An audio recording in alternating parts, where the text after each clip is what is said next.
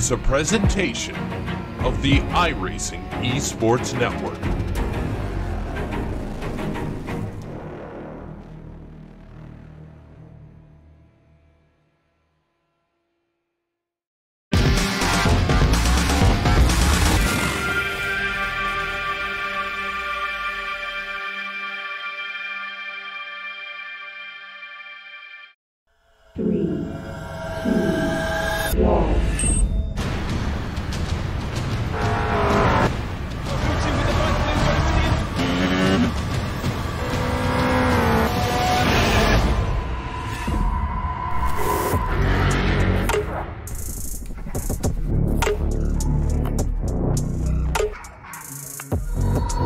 Last year I was sitting at a desk as a sales manager, and now I'm official McLaren F1 simulator test driver.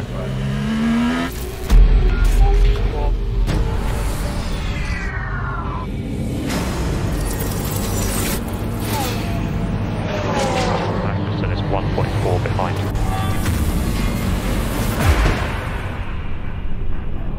This opportunity is huge.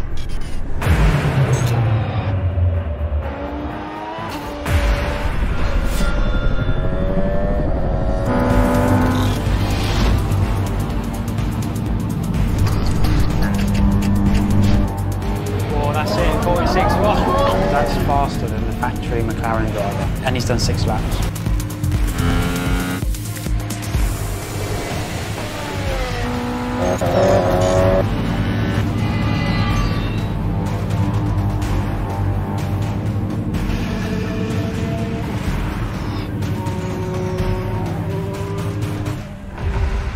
Let's go race.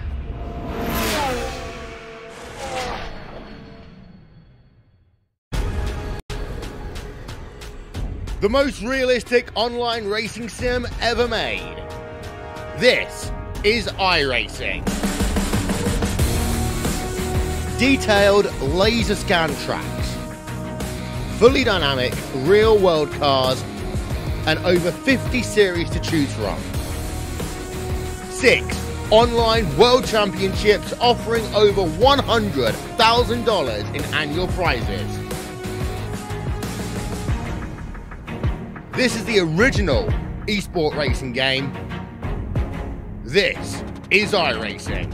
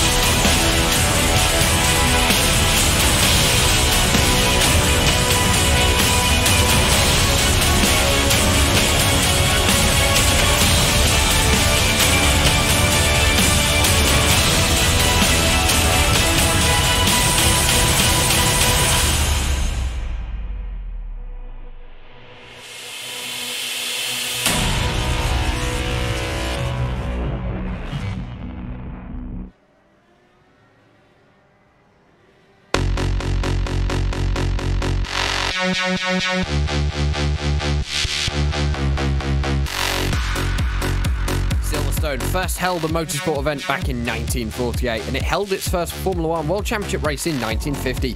Ever since, it has been the home of British motorsport. Today, the Classic IndyCar Series goes back in time to 1978, where we will be replicating the event which took place in Northamptonshire all over again. Jack Stars alongside Nolan Rempel bringing you all the action with Will Vincent on the cameras for you today, and we are a bit late starting, so we're going to have to head ourselves straight down to the grid, ready for the 60-lap event that will happen here today. Henry Bennett was able to take pole over Matt Cook, by just a fraction of a second. Under no 10th, Matt Cook lining up second. Yoni Kayan and Robin Grosser are going to make up row number 2. Timo Yami, Lucas Laville going to line up 5th and 6th. Franz Josef Stum and David Costello 7th and 8th. Johnny Garrett and Randy Shoemate going to round out the top 10. Noel McBride starting 11th. Sam Winton starting 12th. Hans Pickman starting 13th. Jan Hoffman 14th. Carsten Brofty 15th. Alex Peterson 16th. The driver of Randy Krosno in 17th, Andrew Adair Saunders in 18th, Jos van der Ven in 19th, Benjamin Gregory going to round out the 20 cars that are currently on the grid. We also have Andrew Wood, Sasha Lamb, Ryan Hellier, Vessi Ollier, Mike Gerlicher, Andrew Aitken, Joshua Baird, Jack Turner and Jonathan Diggs making up the 29 car field today here at Silverstone and Noland. Silverstone is a track that is famous for holding high downforce events, but IndyCars is something that you do not see very often at a British venue. Well, you don't see IndyCars here very often at all. Usually the cars that you see here, like you said, they're more geared to Formula 1. Even GP3, I believe, ran here a few times as well. IndyCars is definitely something new. I've been looking at them quite a bit during practice and a lot during qualifying. They definitely don't have the speed, but I wonder how these guys are going to work with such a different type of track. And of course, 60 laps event. It's estimated to take about 90 minutes, so we're not going to get close to the 2-hour time limit that is here today. The 2 minutes are up. Everyone now going to get themselves going behind the iRacing pace car, and it will all be under the control of Matt Cook. So a lot of challenges these drivers have to face today around this circuit. And the weather is currently up on your screen. A quite cool 23 degrees Celsius in the air, but a 38-degree track temperature thanks to the afternoon conditions and a southwesterly wind of 20 kilometers an hour. So very strong winds here today, of course. An ex-Royal Air Force airfield, Nolan. So it's somewhere which is always famous for being windy. Very windy, indeed. I can definitely agree with that one. The races here often are that way. Let's see. We got actually about like southwest right now, 13 miles an hour for the wind speeds right now. So it's going to be quite interesting to see how the wind can affect these types of cars. Like you said, it was an airfield. It was an old airfield as well. So it's definitely a unique track to say the least. I'd say it's probably one of my more favorite tracks, even though I don't tend to have much luck here at all whenever I race here. And of course, the cars currently heading themselves through the Maggots-Beckett sections, one of the fastest corners in British motorsport. Getting close to the corner at, I think it's Church, at Thruxton.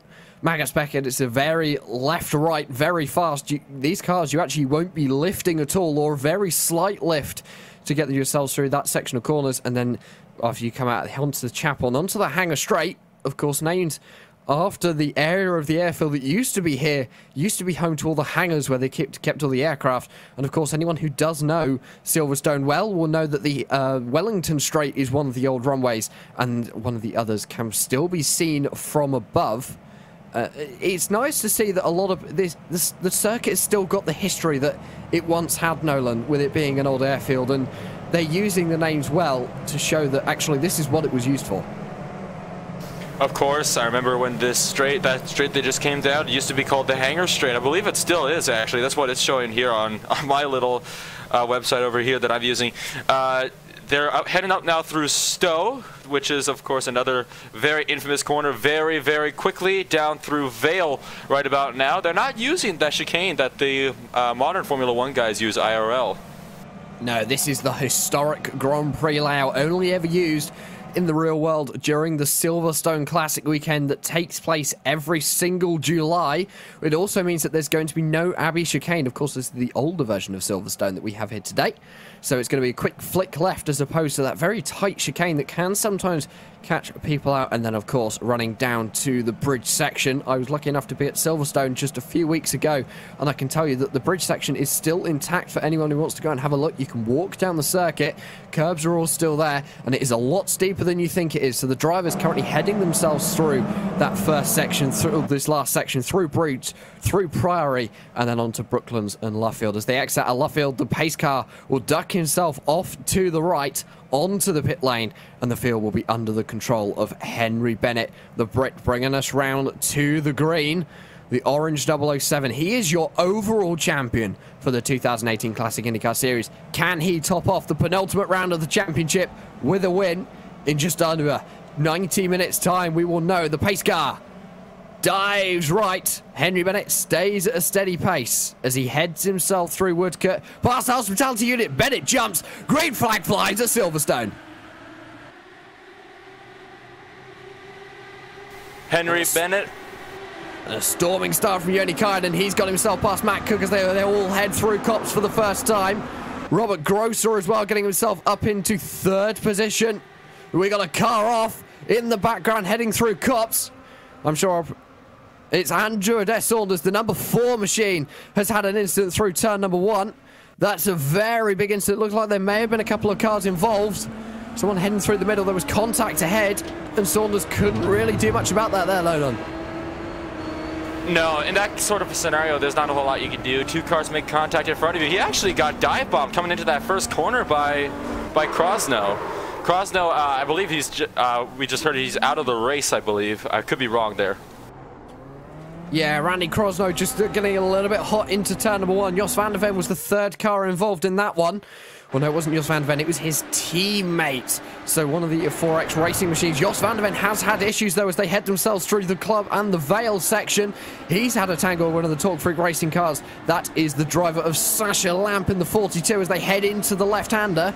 Lamp gets a little bit adventurous and off he goes. These guys need to calm down. It's a long race. Well, our current leader up at the front of the pack, Henry Bennett, after 1 lap.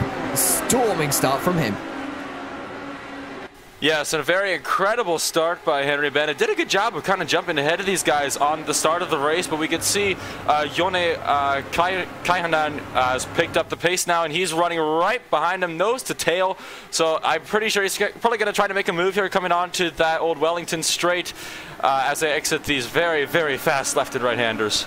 As they come out of the Magnus Becker session for the 2nd time, Kainen looking to maybe get a move on the driver of Henry Bennett. He goes to the left. Bennett's going to have to stick to the inside. You can go very late on the brakes into Stowe corner. Because of the camber, it lets you go through. The outside line not working for Joni Kainen. He's still got a little bit of tyre grip issues as they head left through the Vale, right through Club, where the new pit straight is. Just behind Robert Grosser, the 3-time champion, still looking. He hasn't had a podium yet this season, hoping to make Silverstone his first one.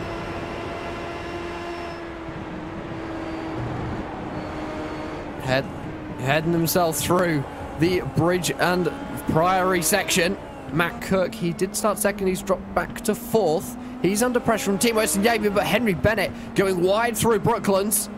Joni Kainen looking like he was trying to make a move in the RX car, but wasn't able to do it. So the Finn has to settle back for 2nd through Woodcote, under the bridge and across the line to start lap number 3. Klaus Peterson, first driver that we have lost from this event, as fastest lap goes to Matt Cook, so he might be in 4th, but he's a name you've got to watch out for the rest of this race, Nolan. Matt Cook is running at 4th right now. He was looking a little bit to the outside there of that driver in front of him, Robert Grosser, out through Woodcove. He was taking a quick look through there.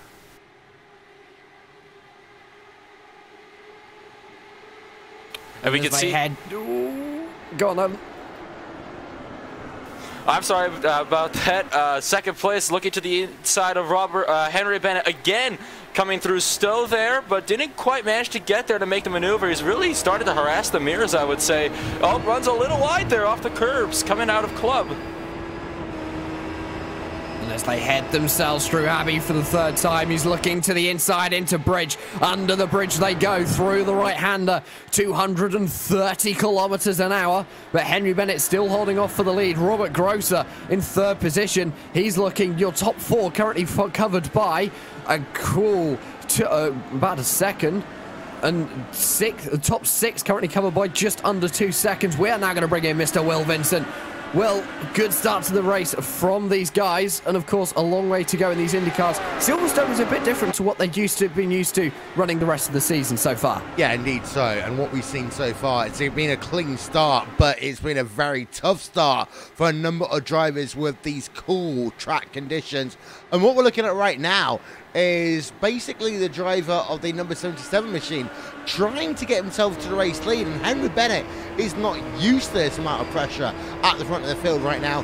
Between Karjanen and Bennett, it's 4 tenths of a second. That's come to Stowe once again. As they head themselves through Stowe through the right-hander, Looks as also though Lucas Laville is getting involved in this one. The Logical Vortex sim racing driver joining the team for last time out at Chicagoland. Of course, last time out, the final over race of the season. Matt Cook was able to wrap up the championship. Talking of Matt Cook, he's looking to the outside into Abbey. They flick left. Grosser has the inside line, but clearly the high downforce is playing into his hands. But Grosser a little bit later on the brakes into Bridge. Into Priory they go. Matt Cook still not close enough. Kyanan was also looking for a move on Henry Bennett there, Nolan, but was not able to get the move done. Into Luffield. Henry Bennett is defending that inside line, and he is making sure that whatever Kyanan tries to do, there is no way that he can get himself through into the lead. Great defensive driving there by both Bennett and Grosser, especially on behalf of Robert Grosser, who defended against Matt Cook despite having less than optimal line coming into Bridge there. Got on the brakes just a bit later and managed to hold that outside line and put himself back in front of Matt Cook, who's dropped back a little bit since the last lap. That's the sort of thing that we can see here with these cars. You can get on the brakes a little bit later because they got some good braking power with them too, along with the Formula One guys. But again, these are IndyCars, so they don't have the same type of braking power that the Formula One guys have. But it's going to be quite interesting to see what these guys can pick up here, Will. It is. Oh, go on, Will. I was going to say, I completely agree there, as, again, the top four are pulling away from the rest of the field here. And, Jack, you got to mention also that it's been a good start to this race. Only 3 drivers out right now, as we are on lap number 5 of this 60-lap event. Yes, it's still a long way to go. Still another 55 laps to run. Matt Cook looked again into Abbey for the 3rd position from Robert Grosser, but just wasn't able to get his way through. 29 car field. The 30th is, of course, the pace car, because I accidentally joined the session. And it just looks as though, as they head themselves through Luffield, Matt Cook still not close enough to make a move.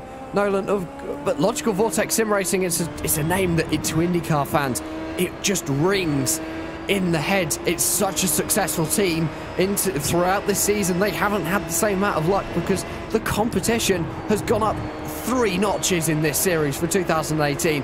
Robert Grosser dominated the first 3 seasons of the Classic IndyCar Series. This year, it's all about the man at the front of the field. It's all about Henry Bennett. It is, of course, about Henry Bennett at the time. He's still holding that lead. He has held the lead since the start of the race. He was just over half a second ahead of Jone Kyanan at the line this last time by, coming on to lap number 6. We saw Matt Cook as well coming out of the Chapel Curve right there, almost got into the rear wing of Robert Grosser back there. So he's definitely getting really, really aggressive coming off the corners in terms like Abbey and off of Chapel Curve. So it's going to be interesting to see what he can kind of pull off throughout the rest of this race. Is he going to keep trying to do that, keep her eyes in the mirrors to try to get that spot early, or do you think he's going to maybe back off a little bit and wait a little bit to see if he can maybe make something happen further on in the race? And of course, looking further back towards the back of this lead pack, Lucas Laville has been dropped. Timo Isanyemi is still there. He's 7 tenths behind the driver of Matt Cook. So we have got a 5-car train because Isanyemi has actually managed to close the gap a little bit. The times look as though Henry Bennett is still the fastest driver of this group last time around, 1 minute 23.8, but this time Matt Cook was quickest, Jone Kyanan was quickest, 1:23.4. So he's pushing, but the battle between Robert Grosser and Matt Cook is meaning that the top 2 can get away. So if they can work together, they can start creating a gap, they can get out of draft range, and they can just clear off into the distance. It's definitely something that can happen. I don't think Matt Cook's quite interested in working with him there as he looks to the outside of Chapel Curve, but that means he's going to have a good line coming into Stowe for the 7th time today. Will he make the move work, though? We've seen Grosser really good on the brakes. They're still side by side, but he gets loose. I don't know what just happened there, but Cook just dropped back heavily and has lost another place. He's down to 5th place now. And that's what we call the 9,000 RPM kill switch. Replay up on your screen. You will see that as he heads into Stowe, he manages to hold the inside line. He's got a good line through the corner. I don't know whether he hit a bump or whether he was just in the wrong gear. Maybe a little bit of touch on the grass. You cannot tell. I think it was very slight if he did. And it just sent him almost into a spin. Very good save from Matt Cook, showing why he is one of the best drivers in the series. And he's really shown that this year so far. I know Will back me up on that one. He's a driver that's always shown.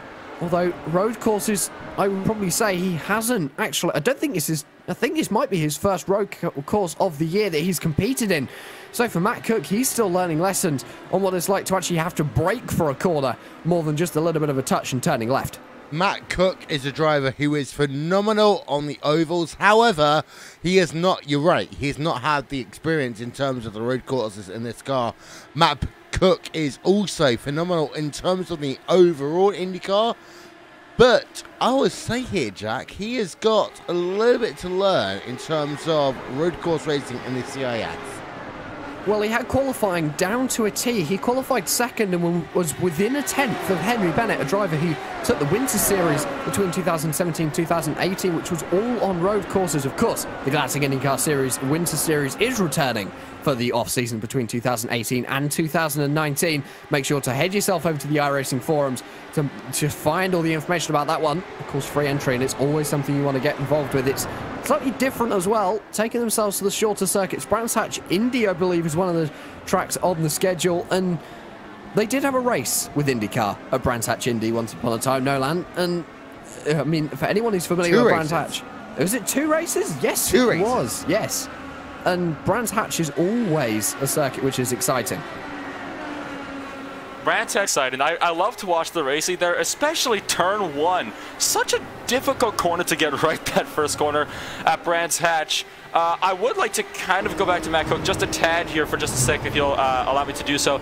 I can see why he's actually getting really aggressive, wanting to get positions. He started in 2nd place, and he's down to 5th now, so he's lost 3 since the start of the race, and he wants to get back up there and get those places back. So it's understandable why he's kind of fighting so hard for these positions.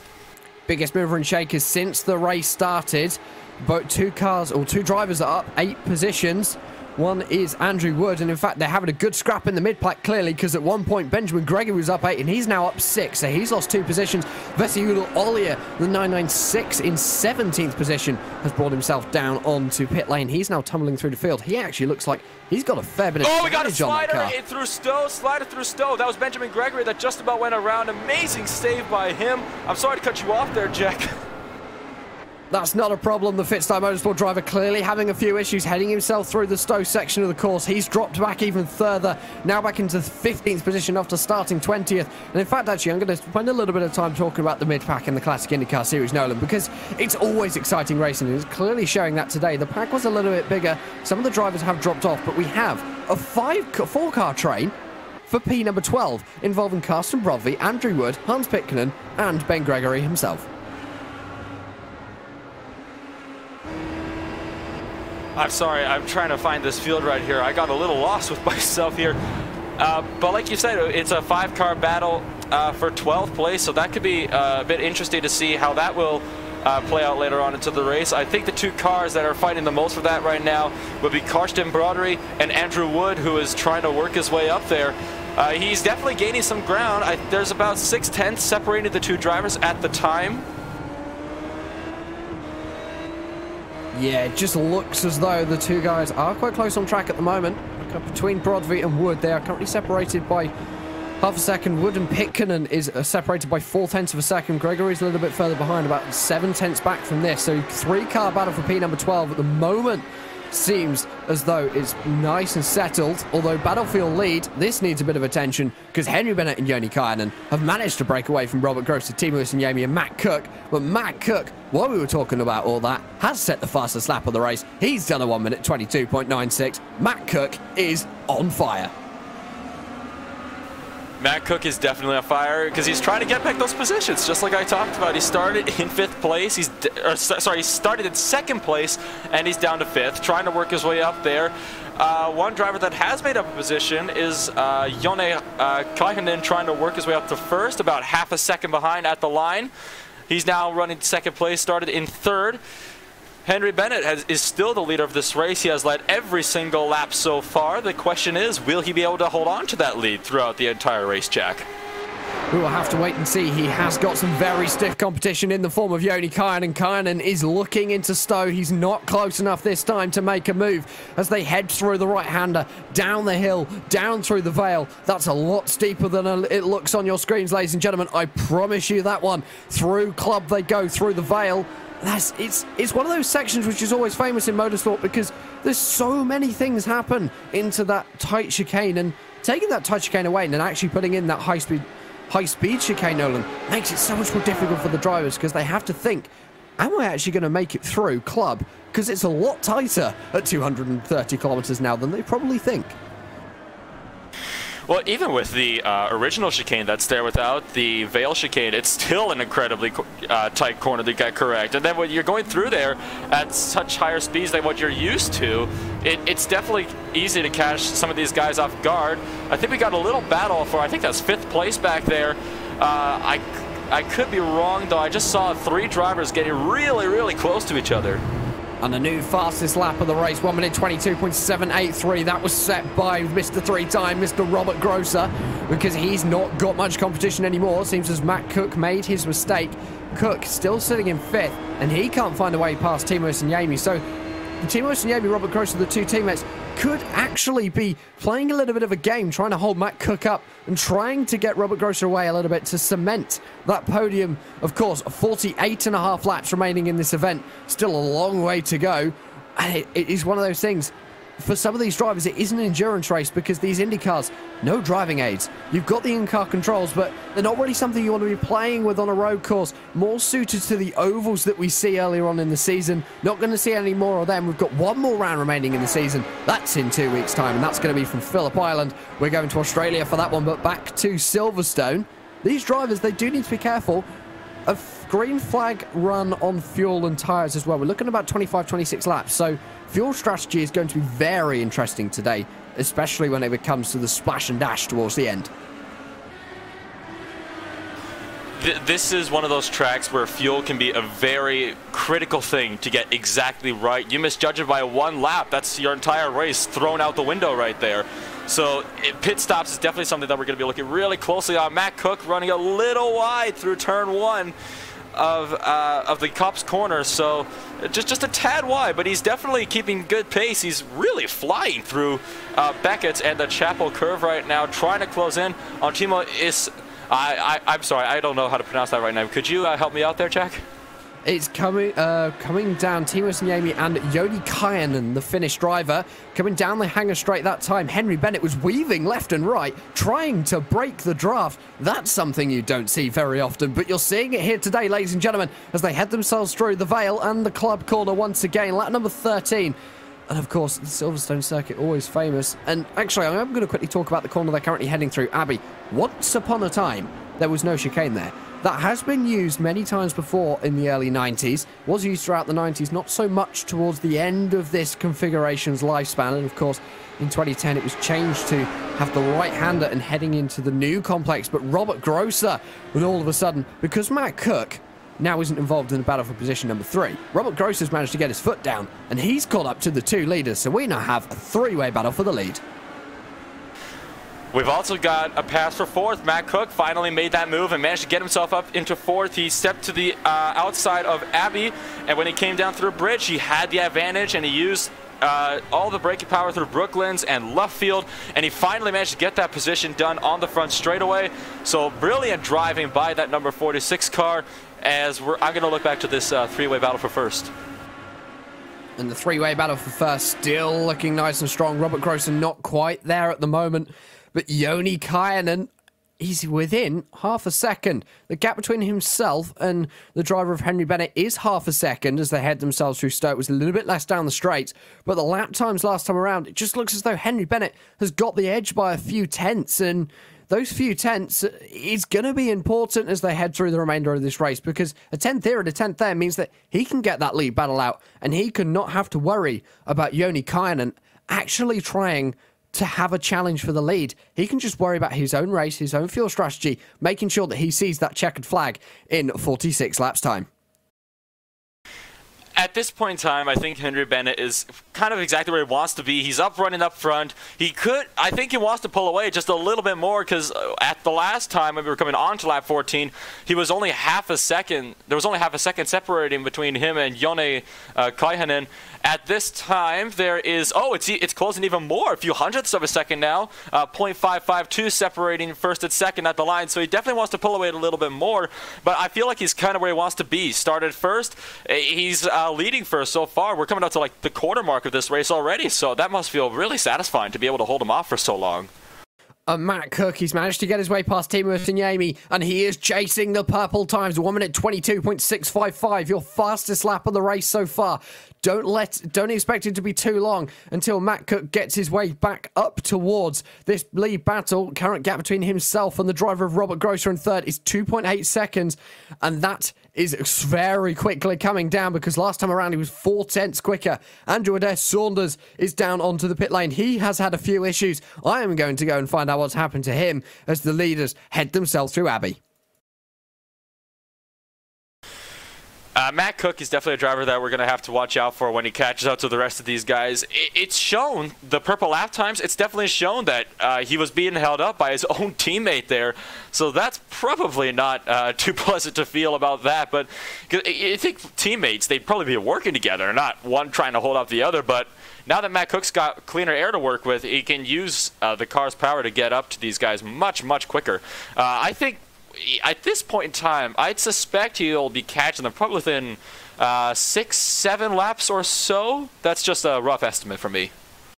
And while looking at the incident with Andrew Adair Saunders, he lost it through cops and met the wall on the inside. So that is why he is now down and out of this event. We will keep an eye on whether he enters back into the race. But also worth pointing out that Matt Cook and Joni Kajanen are two teammates. So if Matt Cook can get himself past Robert Grosser, he's then actually got an aide sitting in second place, ready to try and catapult him into the lead, because you never know. Joni Kajanen might help him, because if he can get as many points as possible, and I think I know why Matt Cook is racing, is because he knows that if he races the final 2 rounds of the season at Silverstone and Phillip Island, he can get vital points towards the championship to make sure that he can come out in a solid second position, because although Robert Grosser, he is still in third position in the championship, he is close to Matt Cook on points. He is going to be able to challenge, as Andrew Wood is going to make his first pit stop of the race. Pit stop time of 3.6 seconds, so a very short stop. Jos van der Ven as well down onto pit lane, so a couple of other drivers finding a few issues out on circuit.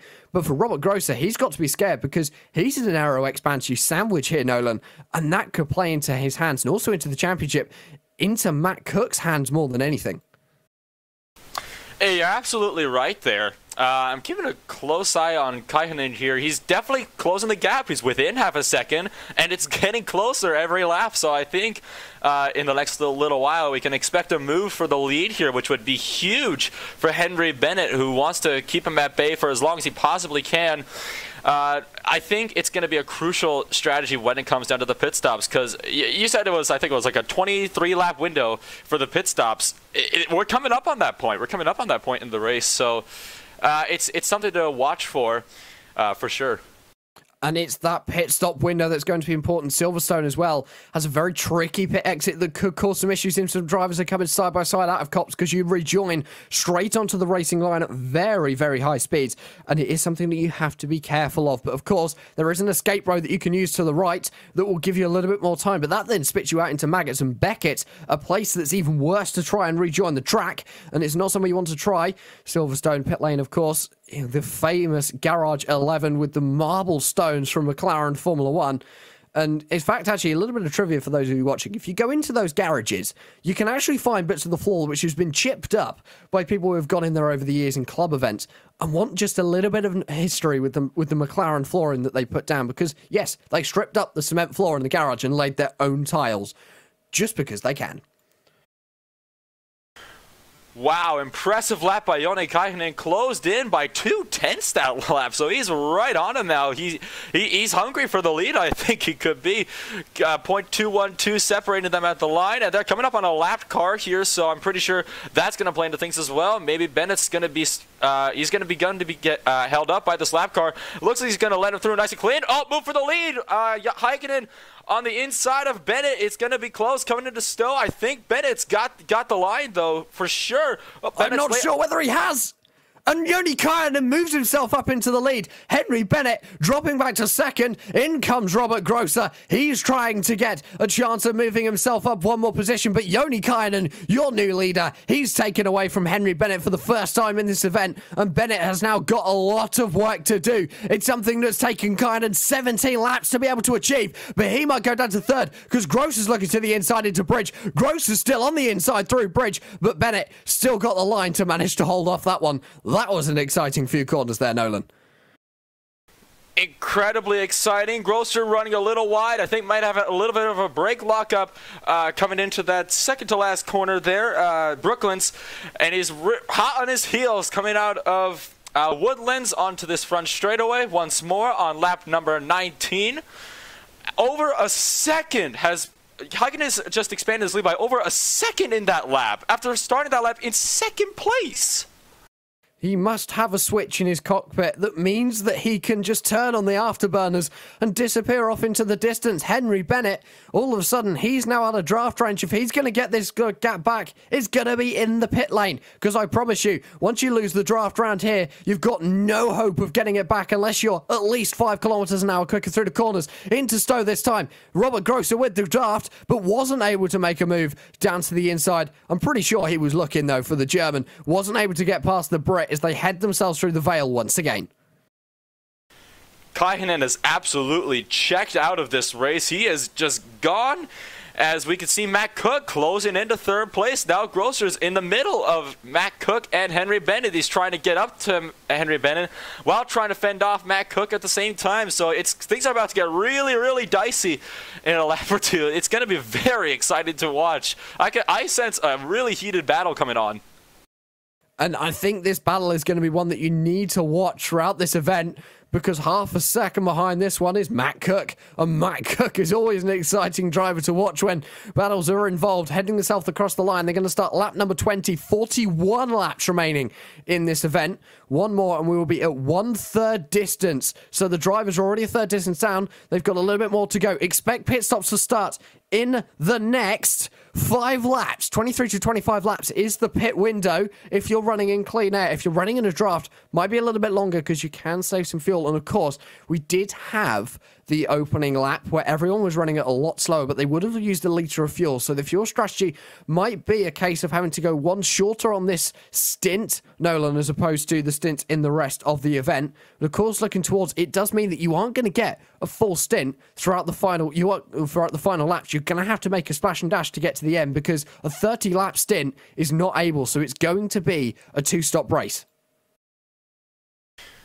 This could mean we could maybe feature maybe an undercut from one of these drivers from behind, going down into the pits a lap or two early so you could get on those fresh tires, get a little bit of extra speed on these guys, and maybe pass them while they're in the pits. I'm not sure if that's a strategy that could work here possibly in maybe Grosser's favor. He really does seem to be putting a lot of pressure on Henry Bennett, but a 2-stop race, that means that strategy is going to play in huge, especially in the closing lap of the race, because it's going to be, where do you want to come in? Where do you want to come into the pits? Like, when do you want to get this splash and dash? Because you know you're not going to be able to make it through to the end of the race. And it's that splash and dash that you are going to need to get to the end. Matt Cook still putting the pressure on for second position for Henry Bennett, this 3-car train. Joni Käänen has broken off into the distance. The lead gap now 1.5 seconds. A lot of changing in the mid-pack. It looks as though we've got a battle between 10th and about 14th, 15th position. So a nice big battle running further behind, although I'm not really sure what's going on here. I think it might be just my timing screen having a bit of a blip. And it is nothing new there as they head themselves through turn 1. Hans Pitkanen is side by side with the driver of, I think that may have been Joshua Baird. Joshua Baird, he is a lap down, so obviously having a few issues and getting a little bit of lap traffic. Lap traffic is something that we do need to talk about at some point as well, because lap traffic means that these guys might get caught up and might have a few issues as we head further into this race, and that could play into some of the other drivers' hands. I wonder if Joshua Baird maybe has aerodynamic damage, because he was really slow through the other corners, and he's still heavily off the pace.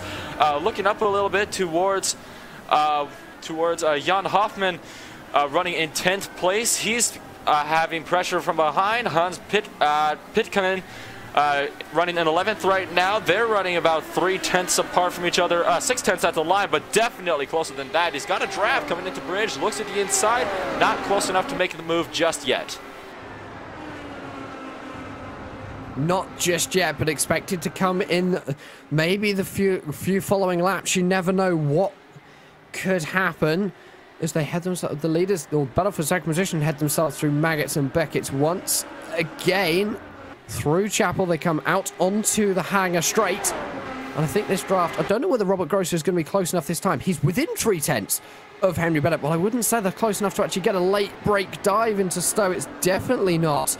And Matt Cook still trying to get through, but wasn't able to find a space. And it's that space that you need. But with Matt Cook, as soon as the space becomes available, expect him to slip into there. Randy Shoemaker as well, down onto the pit lane. I think he may have had some issues as well. So the number 3, another driver who maybe we expect to see further up towards the front of the field. Not quite there today.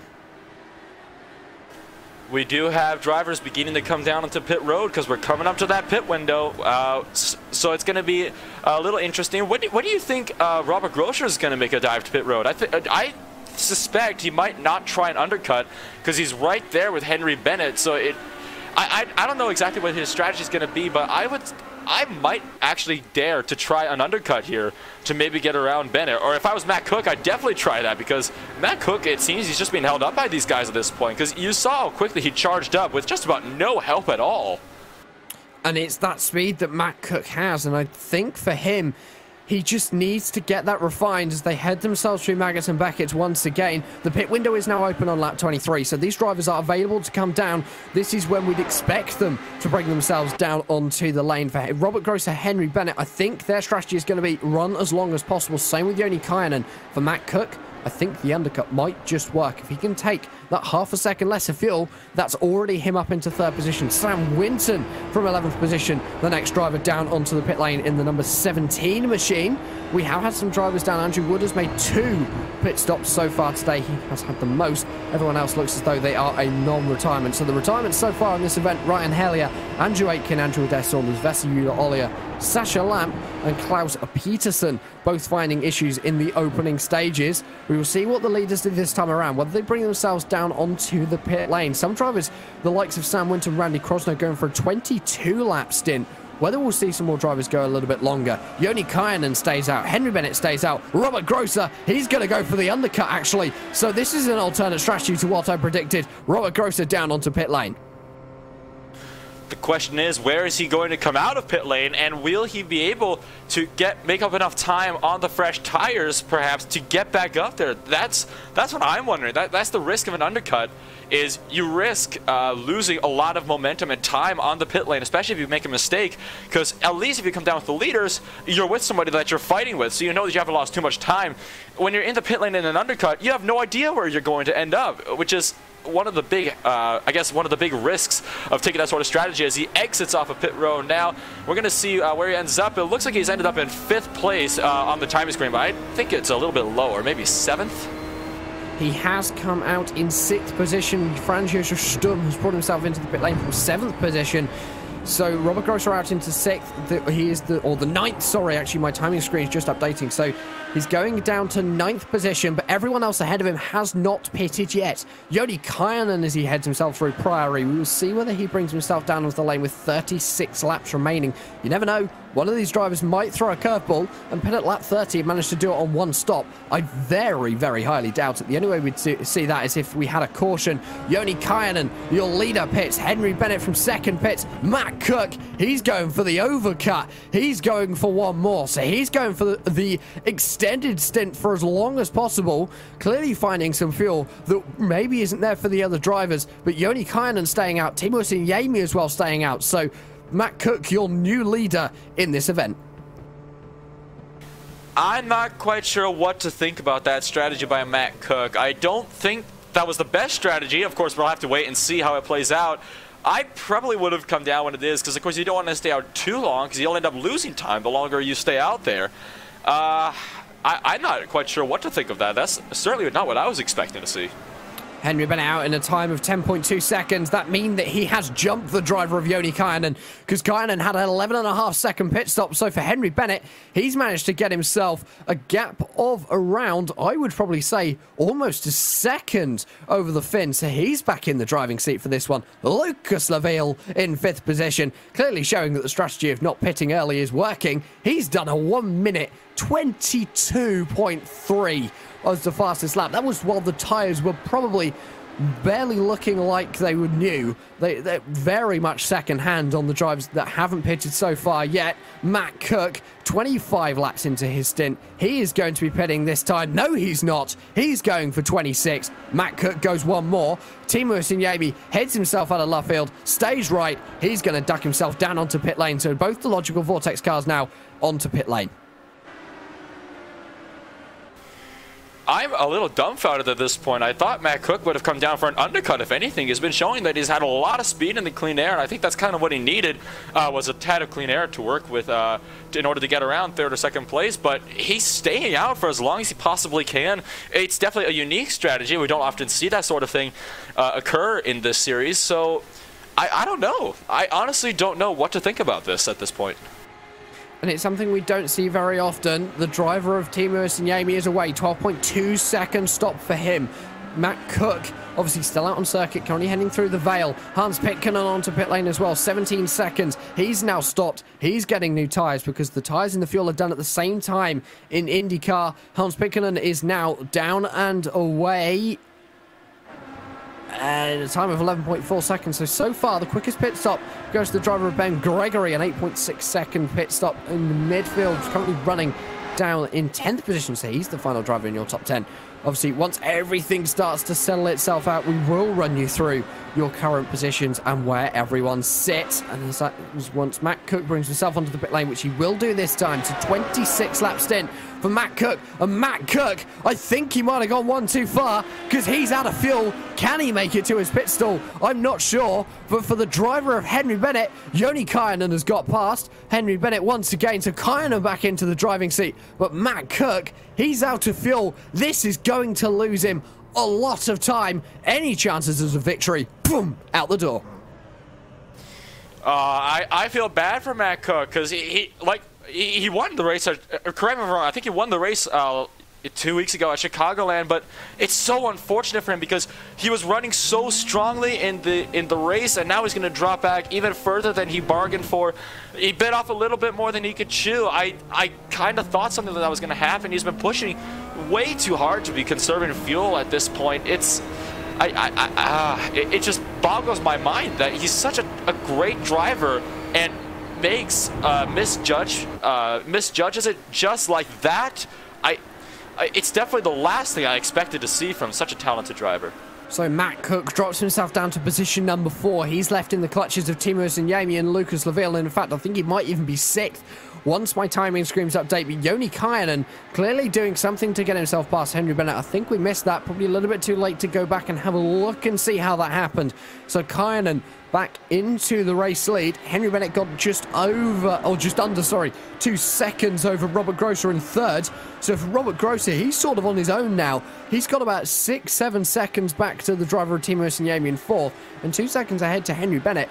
He very much now could be in a case of, right, let's try and save some fuel, see if I can get a little bit of pit strategy over the guys ahead of me, but not to lose too much time so that I don't have an opportunity, because you never know, Robert Grosser could get a shock win, something that we weren't expecting. Podium, yes. A win, maybe not at the level of the level that this series has gone to now, which is great to see. Henry Bennett within a second of Joni Kainen trying to make something work for him. These guys are on fresh tires now, and they've got a lot of fuel, so they're probably going to burn a lot of it off early, trying to make up positions here as fast as they possibly can. Matt Cook has dropped back to 6th place. Very, very unfortunate pit stop. A disaster for that 46 car by a misjudgment on fuel. As we look up towards our this little fight we got for the lead, will Henry Bennett close in the gap this lap? Henry Bennett has closed in the gap just a little bit by the looks of it. 0.7 of a second between the two as they head through the Vale into the right-hander of Club. Slow yourself down to 190 kilometers an hour. Still over that 100 mile an hour mark. It's still very fast corner, very high G that these drivers will be pulling in real life, heading themselves through Abbey. And it actually looks as though IndyCar through the faster section has got a little bit of an advantage because the lead is now up to 9/10 of a second. I wonder whether Kynan and Henry Bennett, obviously running very different setups, the setup was maybe a little bit more high downforce on Kynan, so Bennett can really close down the time on those long straights, on the hanger straight, on the main straight. But through the fast sections, Maggots, Beckett's, Vale, Club, Abbey, Kynan has just got that little bit extra advantage that he needs at Silverstone. That's kind of what I was beginning to think as well, as Kynan pulls away by again by just over a tenth at the line, so he's definitely finding time somewhere, most likely going to be in the setup. And of course, fresh tires can play into a factor, but if you don't have the right setup for it, it's just not going to work for you. At this point, I think Henry Bennett is most likely going to have to settle for second place at this point. A little unfortunate considering he was, of course, your pole sitter, but I mean, second place, it's better than crashing out of the race like a couple of the other guys have early on. And well, speaking of Henry Bennett, let's head ourselves to the Race Spot TV fan immersion as we head towards the halfway stage of the race. And you can ride on board a circuit of the Northamptonshire, or ride on board, sorry, a lap of the Northamptonshire circuit of Silverstone with the 2018 Classic IndyCar Series champion, Henry Bennett. As he heads into bridge, we will go silent and let you enjoy the tones of the beautiful Dallara IndyCar IR05. This is iRacing. Detailed laser scan tracks, fully dynamic, real-world cars, and over 50 series to choose from. 6 online world championships offering over $100,000 in annual prizes. This is the original esport racing game. This is iRacing.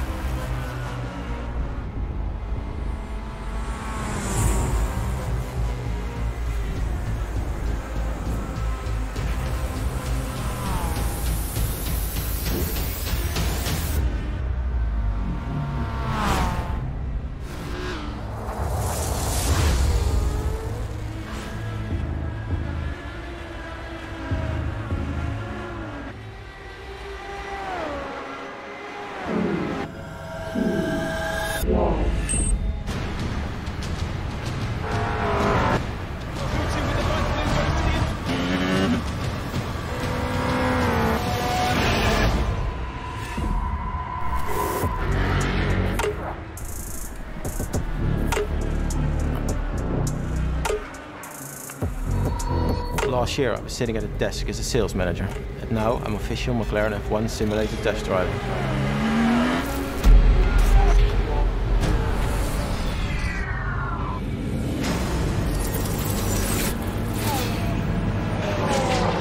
So it's 1.4 behind.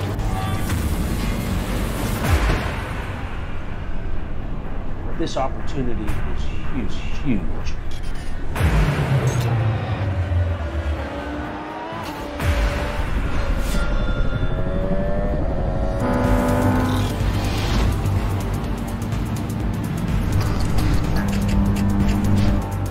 Oh, that's it, 46.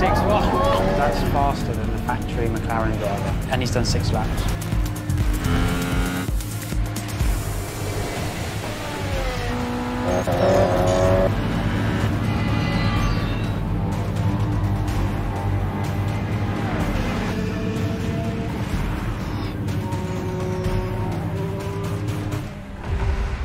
Let's go race.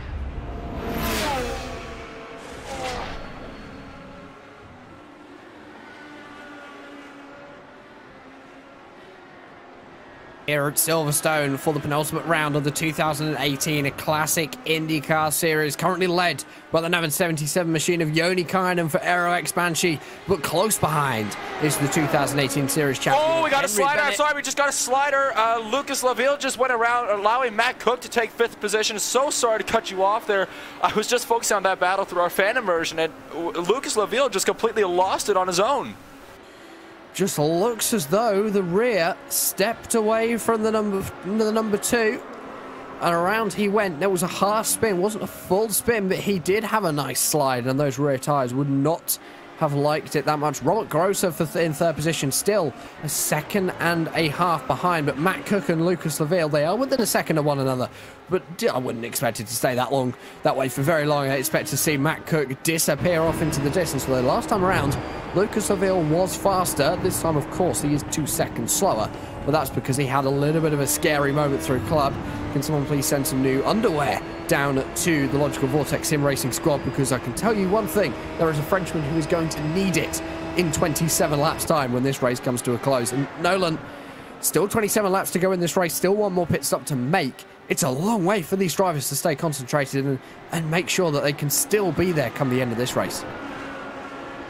It definitely is, and concentration is hard to find in these races when it kind of settles down into the mid-race, sort of like this. The timing for Henry Bennett and Joni Kynan, it's been kind of fluctuating a little bit. Some laps Bennett's faster, some laps Kynan faster. Like three laps ago, I believe it's 3 laps ago, Kynan was a good 8/10 ahead of Bennett. Now Bennett's within half a second of him. Oh, he's being helped by a lap car who's just got off contact with the leaders. One of the lap cars just hit Kynan in the middle of Brooklands right there.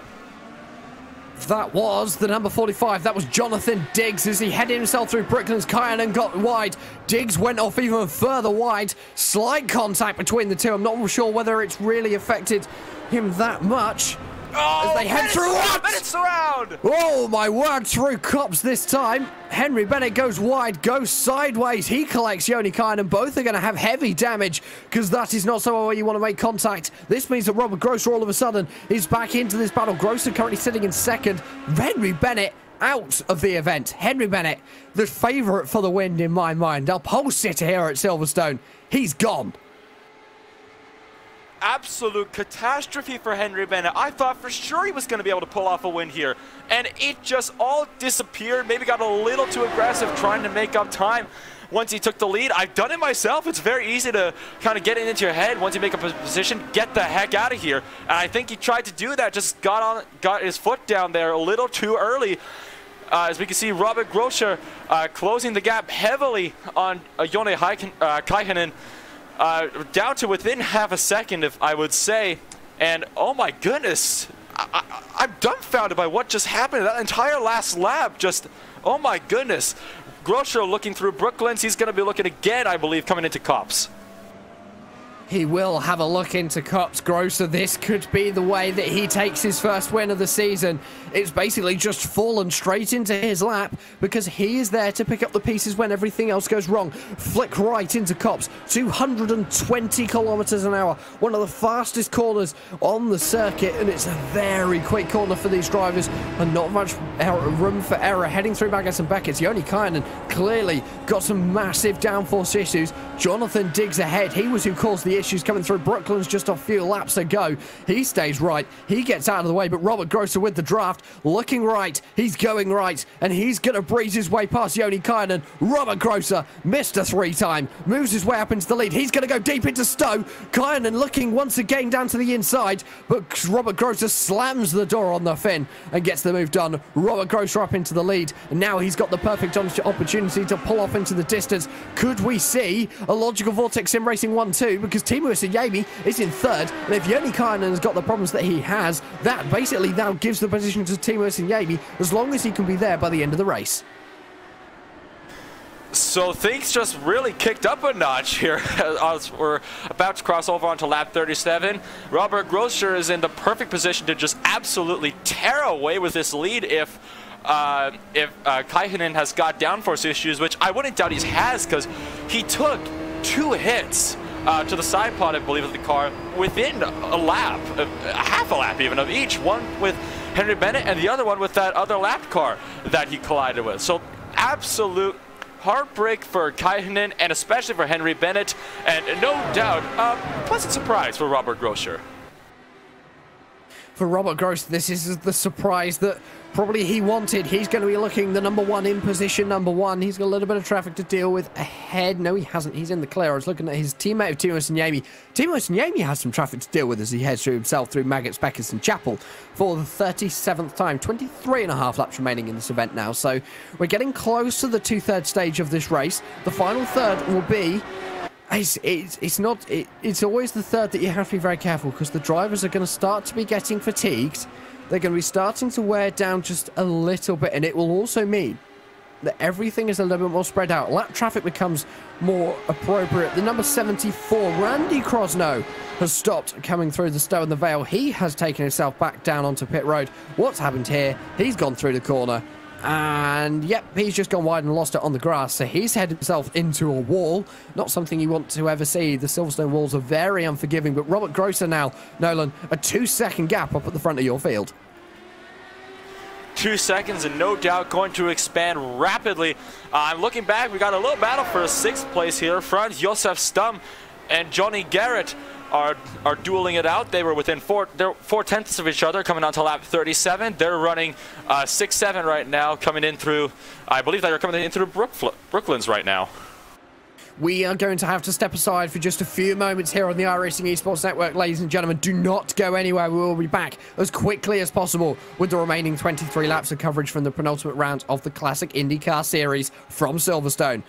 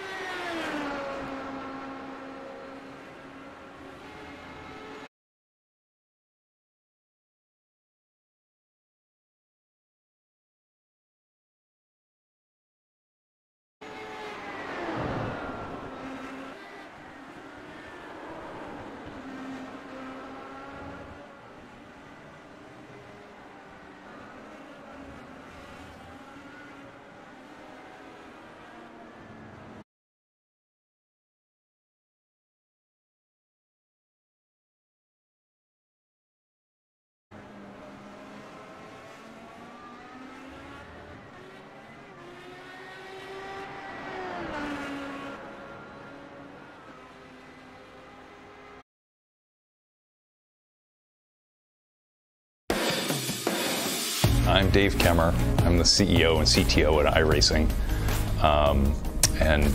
We started this back in 2004, so we're actually older than 10 years old.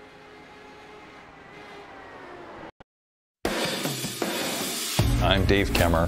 I'm the CEO and CTO at iRacing. I'm Dave Kemmer. I'm the CEO and CTO at iRacing. We started this back in 2004, so we're actually older than 10 years old, but we first opened up the site to the public in 2008. It actually got started about 30 years ago when we did our first game at Papyrus, which was Indy 500. And that actually was just about 30 years ago, a little less. I was working on it 30 years ago.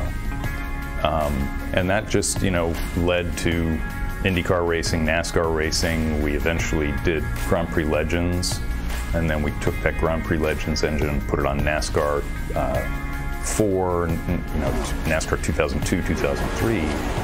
And at that point, EA got an exclusive license with NASCAR, and the company that owned us at that point, which was Vivendi Universal, decided to shut the studio down because they couldn't figure out another way to make money with the tech that we had. It was just about that time that I got connected with John Henry because he had just bought the Red Sox and come to town, and it turns out that he was a big fan of the NASCAR 2003 season. And so he came to the office just to visit one day, and we got connected. And we were talking about the fact that this was going to be shut down and what could we do with it. Certainly it didn't seem like Vivendi had an interest in using the code base, so he kind of helped us buy that code base back from them and set up iRacing, which we did in 2004. He got involved because he thought that the simulator was very cool. He just had a great time with it. In fact, he built up a league of his friends at home that, and they apparently raced so much that several of them started to suffer burnout. But no, he definitely is a dedicated sim racer.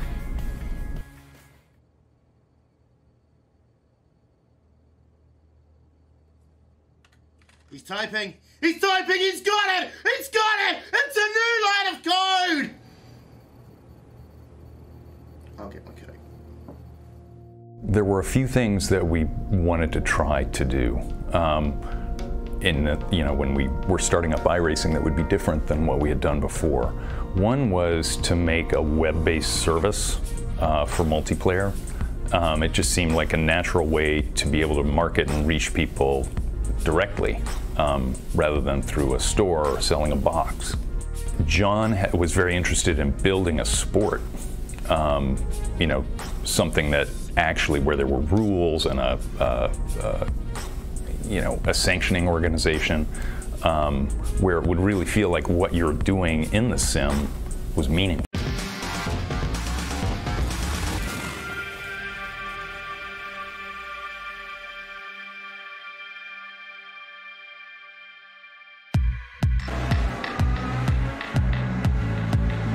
Welcome back to Silverstone, welcome back to Northamptonshire, and welcome back to RaceBot TV, streaming live on the iRacing Esports Network. We apologise for the slightly longer ad break than we planned. We just had to change a couple of things production side, and I think the fairies weren't really with us today. Jack Stiles alongside Nolan Repnell with Hugo Luis on the cameras for you for the remaining 14 laps of this event. Nolan on lap 41, Matt Cook and Timo Sunyami had a coming together. Talk us through it. Thank you. This was definitely something really big that just impacted the battle for second place. Matt Cook got very lightly into the back end of Timo Isonaimi, but it was just enough to send him around through Brooklyn. So Isonaimi has now fallen back to third place. He might have some aero damage on the back wing, but he's been keeping good pace, so I don't think so. Robert Groscher, very good position to win the race, as Matt Cook is still almost 9 seconds behind him. Matt Cook is indeed 9 seconds behind. We will have one more pit stop to make.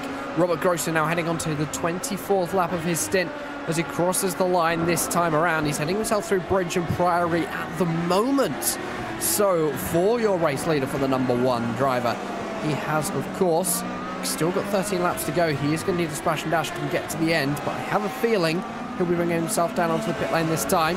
As he exits out of left field, he swings right. The leader going to bring himself down onto the lane. Matt Cook will inherit the lead because he is only 21 laps into his stint. He will not make the same mistake as last time. He will not run out on pit lane. He will pit in time to be able to get to the end. So Matt Cook inherits himself into the lead.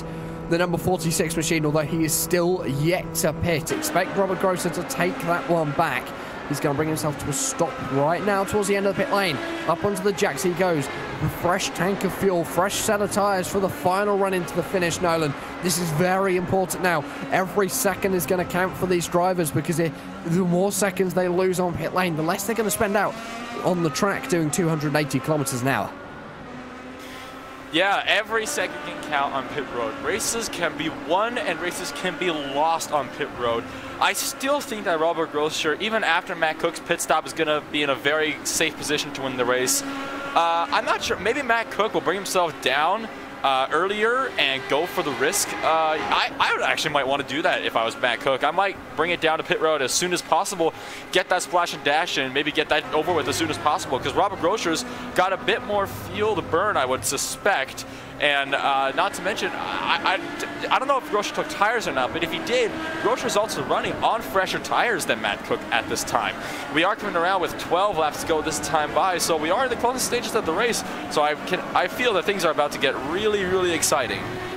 I think they are indeed. Yoni Kayanen has brought himself down into the pit lane, and I have a feeling that he is going to be either getting extensive damage repair or he is done for this event. He's currently done a 35-second stop, and I can tell you, 35-second stop in an IndyCar, not normal. Timo Sinyemi from second position. He's going to be onto the pit lane now. So the second Logical Vortex Sim Racing driver going to be making his second stop of the race. Two-stop race to get themselves home in this one. Lucas Laville is carrying on. He's currently heading himself through Maggots and Beckett. So Matt Cook, Lucas Laville, they are the first two to pit. Robert Grosser has cycled out in fourth position, made his way back up into third because Timo Sinyemi still stopped on the lane. He's back out and going 7.4 second stop, a second quicker than his teammate Robert Grosser. We do have a car off at Stowe coming in through Abbey. That is Jack Turner. He's a lap down. I'm not sure what he's doing. He's just following the grass around Abbey. I mean, is he trying to get to the runoff? Is he out of fuel maybe? He's bringing the car to a stop, and now he's going again.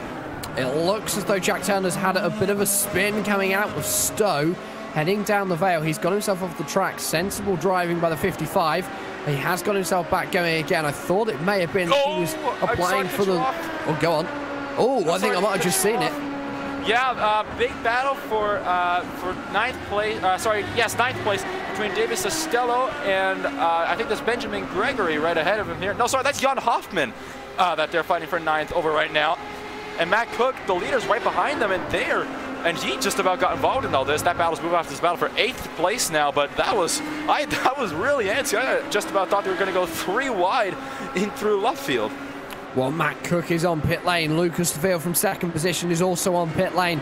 Robert Grosser across the line. He goes. He moves into second. Past Matt Cook he goes. He moves into first. He's got 12 laps, keeping him away from his first win since the final round of the Classic IndyCar Series last year in 2017. Robert Grosser going to bring home his first win if he can keep it on the black stuff. Keeping it on the black stuff is the bit that you've got to be careful of here today, Nolan.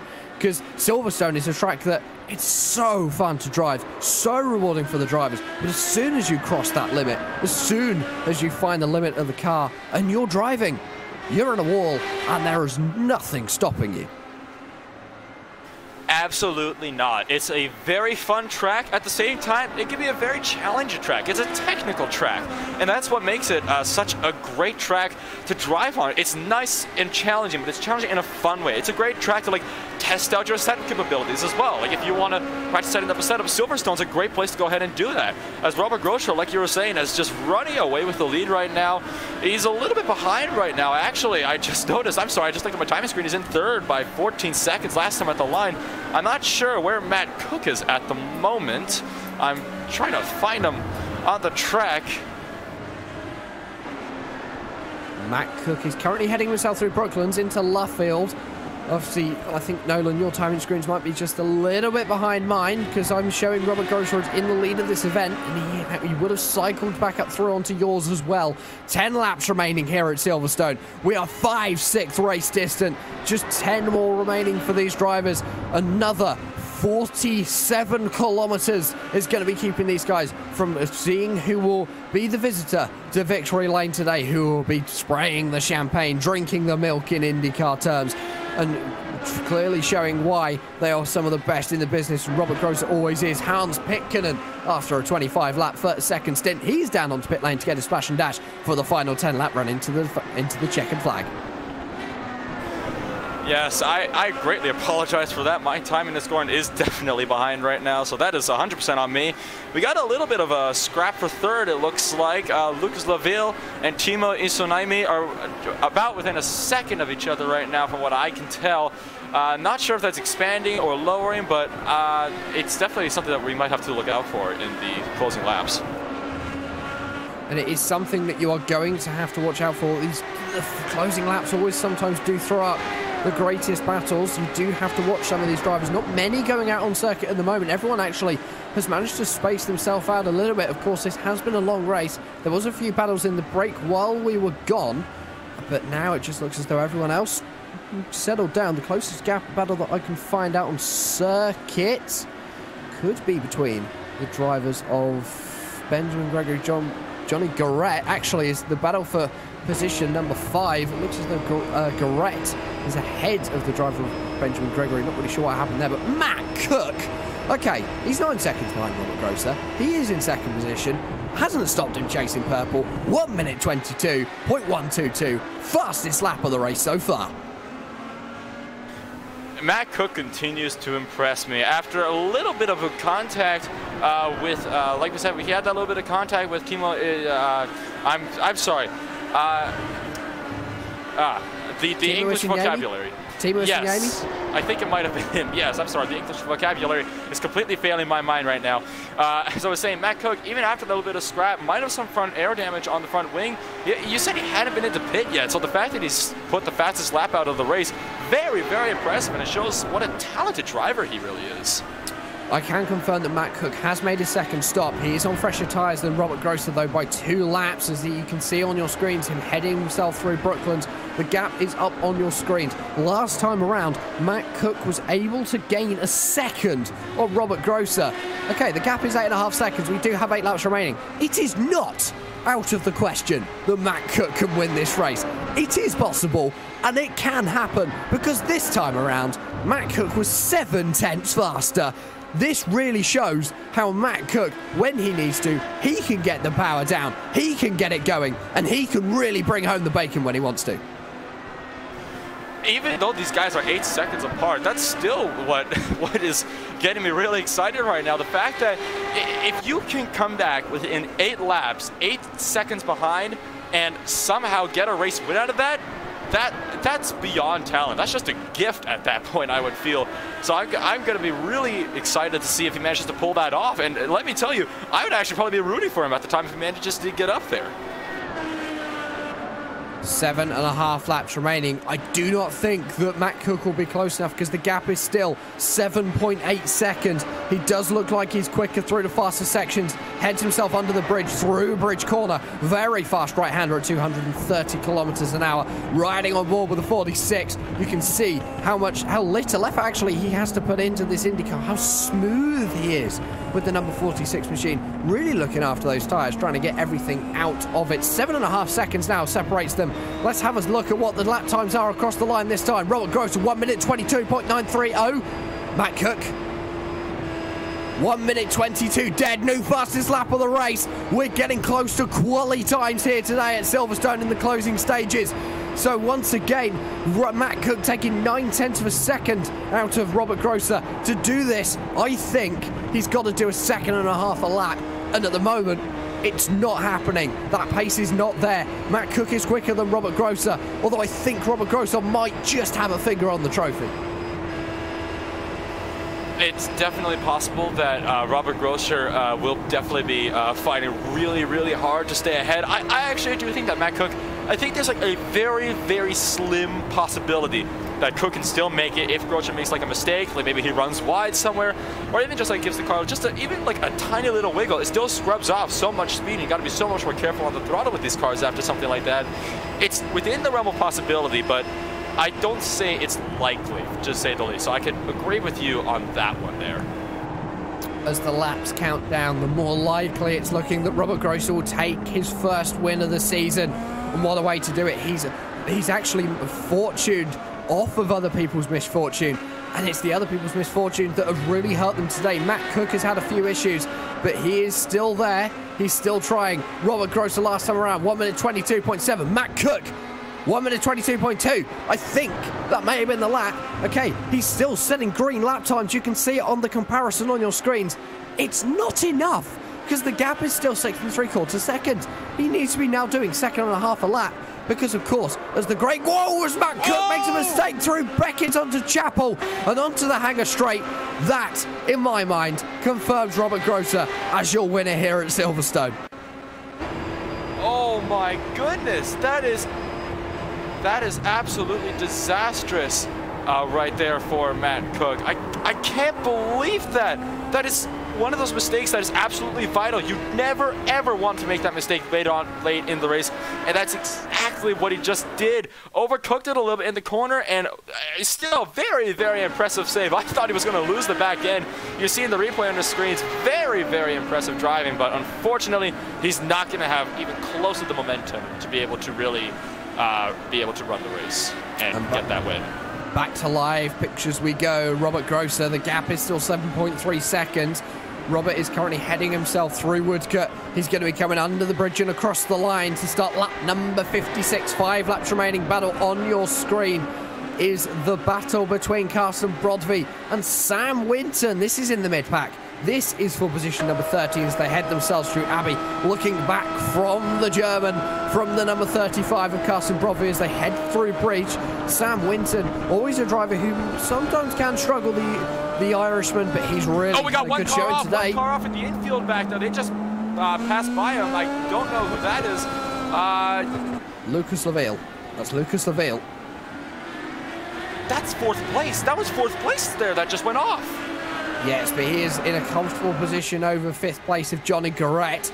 We're going to be looking at this battle between Carson Brodby, Sam Winton to the inside into Cops. I think he might have got it done. The driver of Carson Brodby hasn't fought back. So the 17 has moved himself up for Brodby, looking to the outside into Baggett and Beckett. Almost contact as they head into the left. He's going to actually back out of that one into the right because the gap wasn't there. So Sam Winton moving himself up into 13th position with just 4.5 laps remaining.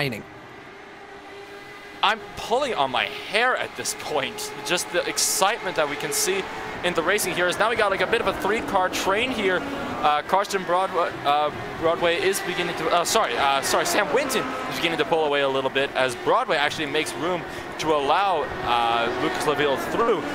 Sam Winton is probably going to be doing the same here in a really short amount of time. That will mean that Sam Winton might lose a bit of time by letting Laville through, which could allow Brodby to catch back up there. We will have to wait and see. I'm not really too sure. The blue flag rules in the Classic IndyCar Series do state that once you get a faster car behind you, you do have to make way. So Sam Winton is going to have to make way for the driver of Lucas Laville, although that might not happen for just a little bit. Update on your leaders with 2.5 or 3.5 laps remaining in this event.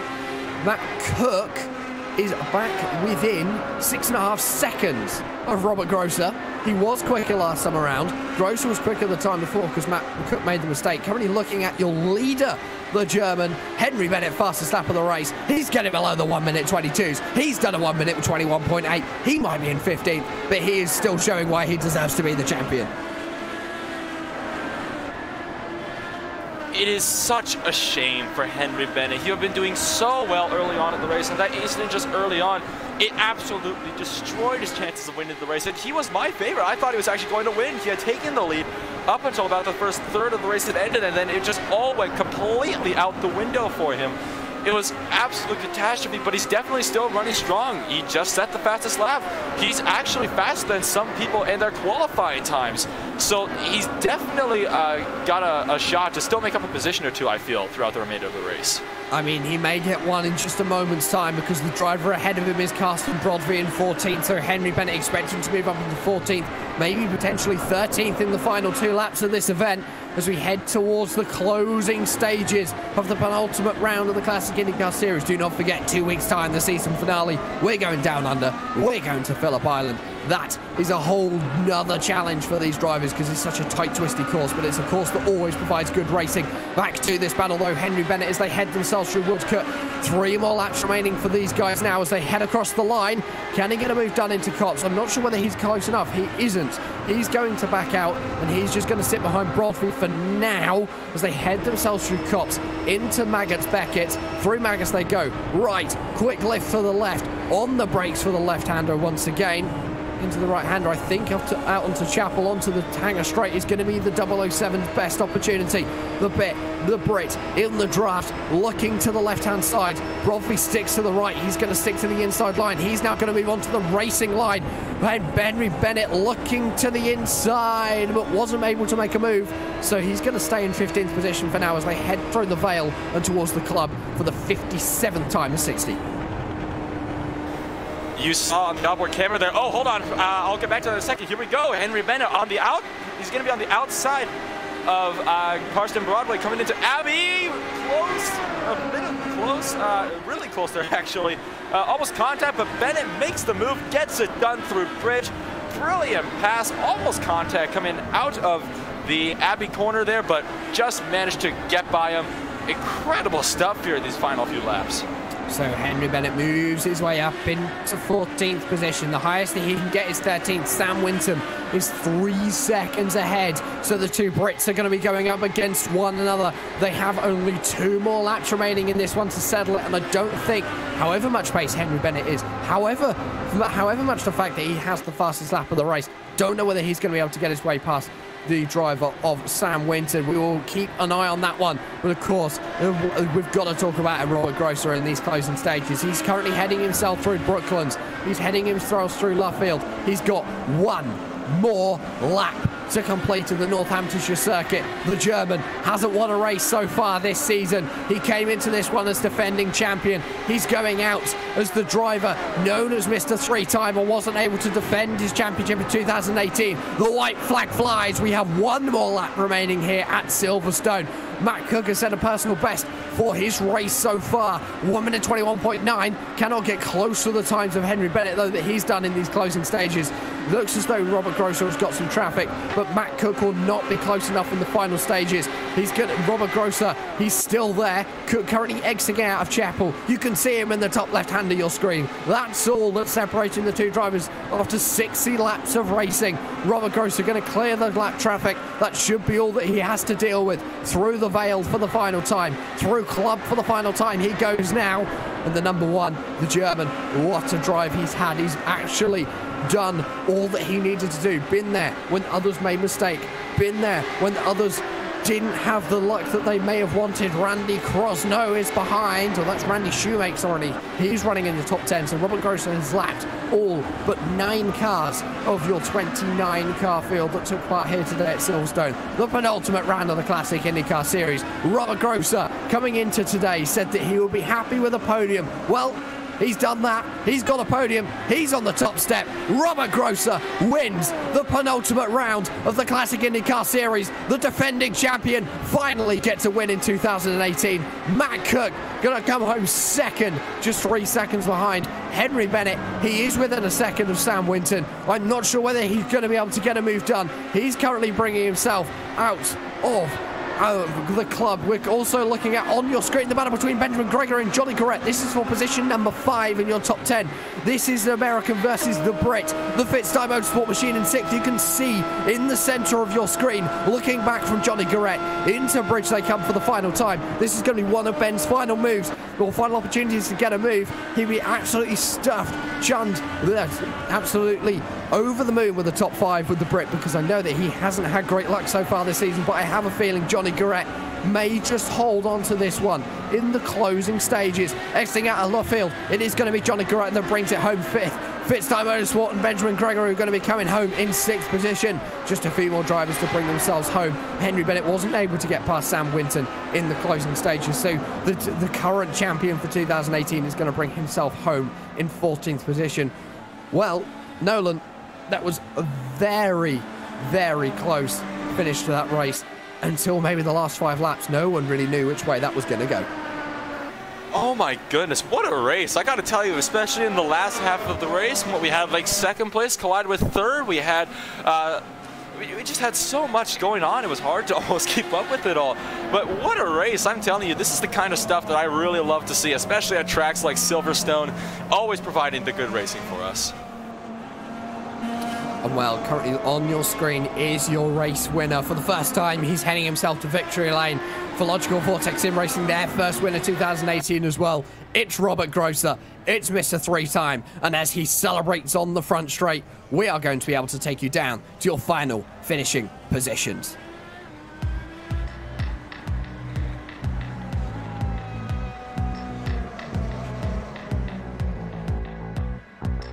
Robert Grosser completing 60 laps of the Silverstone motor racing circuit in Northamptonshire and Buckinghamshire in a time of 1 hour, 24 minutes, 10 seconds, 0.6. Matt Cook just 3.2 seconds behind, going to be coming home in 2nd.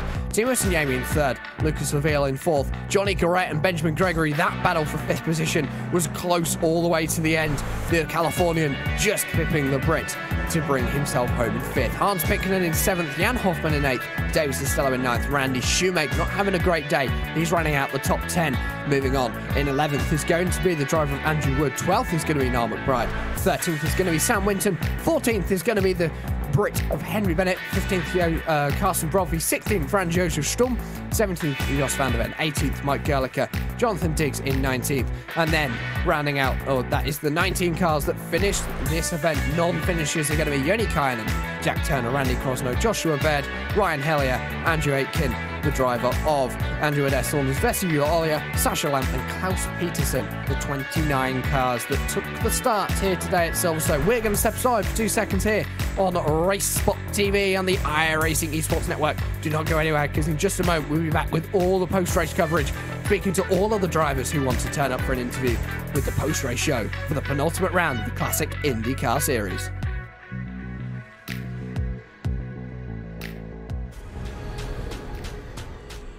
The most realistic online racing sim ever made.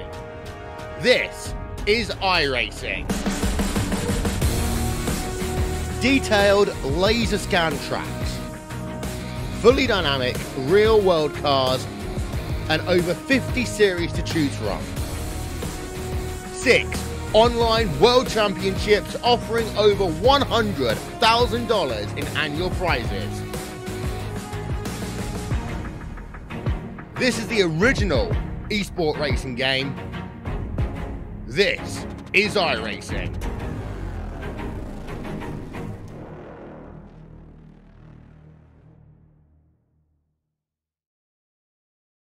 Assist to the front bumper, and he hits him again now. Rayon Fowler into the outside wall. Gonna pass nearly 3 cars down that front straightaway, and he's gonna get them all done with. What amazing!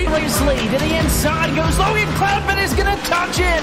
Pit press sideways. What a save! Look to the outside as Cronkite goes off. De Jong into 2nd place. I'm going for the switchback. Oh, pinpoint driving. It's howling down to the inside. I trying this contact though. Slide left of the racetrack. Chris Renner drives it back down underneath, and he takes that 2nd spot right back. Joker goes to Garrett Lowe. Garrett Lowe should take victory with all that contact. He's going to try and make the move around the outside the Paravolca. That's not going to work, but he's going to try and get the cut back here. Get the run out the Paravolca. That's beautifully done there. Michael Schumacher, there's a little bit of door banging as well.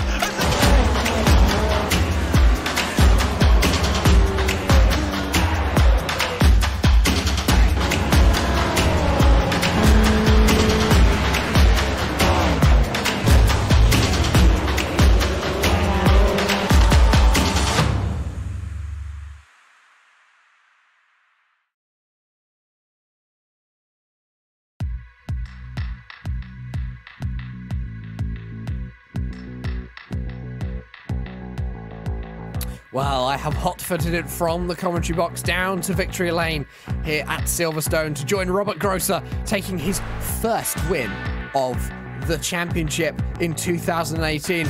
Robert, first of all, congratulations. It must be relieving finally to get that podium, finally to get that win this year. Oh, thank you so much. You have no idea. I'm still shaking. I cannot believe it. I mean, this is just incredible. Obviously, Logical Vortex, you're having a good day today. You not only got first, you got third as well. Timo Sinyemi coming home on the final step of the podium. He did have a bit of an incident with Matt Cook, which happened while we were having a few technical issues off air on lap number 41. Bit of a racing incident between the two, I'd say, but a good day in general for your team as well. Lucas Laville in fourth, Jan Hoffman in eighth. Is Logical Vortex all of a sudden finding its feet a little bit too late in the season? I'm not sure. Yeah, it looks a bit like this, and I'm really happy. I mean, we really worked a bit on the car during the week, and yeah, I had a very confident feeling going into this race. Not so much for qualifying, because Henry and Matt were just in a different league there, but for the race, I was really confident, and the way it developed, I really couldn't believe that I was staying within the top three, really challenging them, and yeah, when this mishap happened with Henry and Yoni, then I could take benefit of it. Well, 2 weeks' time, we have the championship finale at Phillip Island, going down under to Australia, and do you think you can do it again? Can you pull off the two in a row and claw some points back in the championship? Oh, that would be something, but seriously, I don't think so. I mean, for Silverstone, this is really a very special track for me, and you cannot imagine 60 laps of pure smiling in my face running this track for Phillip Island. I never drove there. I still have to learn the complete track. Never turned a single lap on that track, so I really have no clue what to expect there. And before we let you go and celebrate your win with your team, who gets it done today for Logical Vortex Sim Racing? Yeah, first of all, I would like to thank Yoni, Henry, Matt for that incredible first stint when we were driving in a pack of 4. That was just amazing. But also, of course, our sponsor Logical, then Joel Real Timing, my teammates Timo Isionemi, Lucas Laville, Jan Hoffmann, and you guys, Racebot TV, Andrew Adair Saunders for hosting all the free practice sessions, and also the Lionheart Retro Series for sponsoring the prize for the champion. Thank you all, guys. And well, that is the race winner here from Silverstone, Robert Grosser. Nolan, you have caught up with the driver of Matt Cook, who today brought himself home in second position. Thank you. Thank you, Jack. Matt Cook, you had a bit of an interesting day, to say the least. On your first pit stop, you seemed to bit off a little bit more than you could chew there. Did you run out of fuel on the pit lane? That was what it was beginning to look like. Yeah, absolutely. Definitely made a mistake there. Looked at it the wrong way and ended up being a little bit short. Fortunately, I was able to kind of limp my way through that lap and make it back to the pits, but it definitely costed me a good chunk of time on the track. Yeah, of course, but still, fantastic way of working your way all the way back up to second, despite the mistake. You also tangled a little bit with Timo earlier on in the race, around lap 41. Could you walk us through that incident? Yeah, so I was definitely catching up with Timo there just as I was working my way back up. And then him and I came a little bit close together in the last section. I actually don't have a contact report for it, so I'm wondering if we actually just had a bit of a ghost contact. I know I was very close, so definitely I should have backed off a little bit more, but I'm not 100% sure what happened there, to be honest. But other than that, I'm happy to see he got right back on the track and was able to recover, so everything worked out there. Thank you, Matt. And before we let you go and celebrate your second place, do you want to shout anybody out today? Yeah, definitely. Robert, great job on the win. Glad to see him finally get one this year. And more or less also a thank you to AeroX and for all the support that they provided this week. Thank you, and ladies and gentlemen, that was Matt Cook, your second place finisher for today. And while in the closing stages of the race, we saw the battle between Johnny Garrett and Benjamin Gregory. Unfortunately, Johnny wasn't able to come and join us for an interview, but we have got the wonderful Benjamin Gregory. Ben, first of all, congratulations. P6 after starting P20. You are our biggest mover and shaker of the race at 14 positions. You did a lot of passing today. That must have been a very stressful race for you. Just a bit, yeah. A lot of had to go on autopilot for one period just to stop myself stressing out. But yeah, that was a lot of fun. I did have an incident with Carsten, and I feel awful about it because it was a bit of a late lunge. But yeah, the rest of the race was absolutely amazing. Everyone I've raced was super clean. It was really, really fun. Can't wait for next week. No, next month. I don't know. Obviously, season so far, you've had your ups and downs, and I know you're probably going to kill me for saying that. And it's coming into Silverstone, home race for you in the UK. It's definitely it's one of those tracks where if you're going to make it work, you're going to make it work at your home race, aren't you?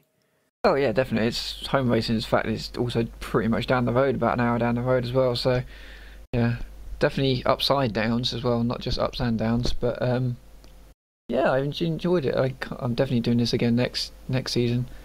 Hopefully I'll be a bit quicker as well. Well, 2 weeks' time, as you just said, Phillip Island and the final round of the season. Hoping to go out on a high? Oh, definitely, yeah. Especially, I'm more of a road course racer anyway, so I was kind of waiting for these last few road courses to really, hopefully, show up. But yeah, I'm hoping to do quite well. I do enjoy the track, so. And before we let you go back to your team, who gets it done today for Fitstar Motorsport? You, because you're the team boss. And yeah, all the guys as well. Henry giving me some great help during practice as well, which was, I can't thank him enough for. Yeah, everyone's been super helpful with me working on this car as well. So yeah, can't wait to do next season, especially with all the sponsors we've got as well. Demon Tweaks, Fight CRC, Carries. It's going to be absolutely awesome. Oh, well, there is Benjamin Gregory. He came home in 6th position today after starting in 20th. He's up 14 positions, biggest mover and shaker. And I believe, Nolan, you have caught up with, and it's going to be the final driver we have a chat to today. It is the driver that finished in 14th. It is the driver that started on pole. It is the 2018 Series champion. It is Henry Bennett. Thank you. And now, Henry, a bit of a bad day for you. You did qualify on pole position. Fantastic lap time set by you. And you led a good portion of the first bit of that race, but you unfortunately just got tangled up in like the wrong place, wrong time kind of scenario. I believe it was on lap 22 that happened. Could you please talk us through that incident? Yeah, it was really unfortunate. Yeah, I was having a great battle with Yone. After the first stop, well, he got me... after we got caught up with some lap traffic, he managed to get the lead from me. Then after the first stops, I managed to close the gap a bit down to him. And it looked like I had a slight speed advantage after the first stops. I'm not sure what trouble he was having. Maybe it was cold tyres or something. And then we got caught in some more lap traffic around lap 20, the end of lap 21. I think Yone actually hit the lap traffic just before the last corner, and that gave me a great run on the front straight. Just about had enough speed to get my nose alongside into turn 1, but unfortunately I completely missed my references and turning point and just went straight on and got into a slide. Yeah, tried to collect the slide, and unfortunately Yone had gone wide as well and just tapped me as I was sliding. So I think that's really ruined both our races, so really big apologies to Yone for that one. I'm really unfortunate because it could have been a great battle right to the end. Well, despite this incident, you did manage to make up a few positions afterwards and come home with a 14th place finish. I'm sorry to say this, but I know it was a little off target for you. But all things considered, are you satisfied right now with your finishing position, or like what are your feelings on this at the time? I'm a little bit gutted, to be honest. It's a home race. Like Benjamin, the Silverstone is just down the road from me. It's about an hour and a half away. So I really wanted to have a good showing here. I was really surprised with how the race went. I knew I had quite good pace, and Matt and Robert had good pace, but I was surprised with Yone's pace as well. I was really surprised that it turned out to be a bit of a draft race to start with, which is quite frustrating, really, and it was fun at the same time, but really grueling. You really couldn't make any mistakes. I guess that's why I made the kind of tried to force the pass on Yone when I had the opportunity. So yeah, quite disappointed. But I guess it's probably my only bad race of the season so far. So I think I was due one.